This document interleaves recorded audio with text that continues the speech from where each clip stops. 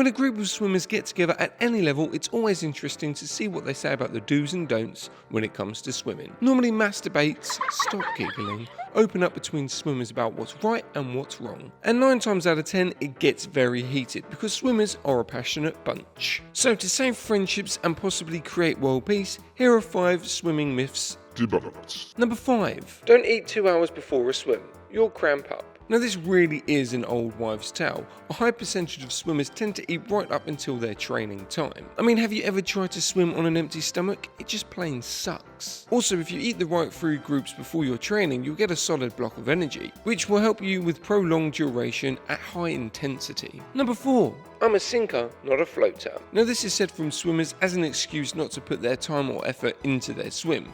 But in fact, the saying should be the opposite. If you're at a competitive level, you will no doubt have low body fat, meaning you actually sink in the pool. So next time when you're making up excuses about not being a very good swimmer, maybe don't use this one. Number 3. Hand paddles make me a better swimmer. So using hand paddles in your training is a great thing, but you should also train without them. If your training consists of you using hand paddles 24/7, then you have a problem. And sadly, there's not a pill to fix it. All you need to do is work on your pulls in the water without hand paddles. It builds up your natural strength, thus making you a faster swimmer. Number 2. Lifting weights will affect your stroke. Now this myth really only applies to long distance swimmers. The fact of the matter is that strength to weight ratio is key to any swimmer. So yes, do lift weights. Do lots of strength training, but remember to find the right balance in muscle mass and flexibility. If you look like Arnie, then you've probably gone too far with your training and you'll just sink to the bottom of the pool. Number 1. Kicking doesn't add much forward propulsion.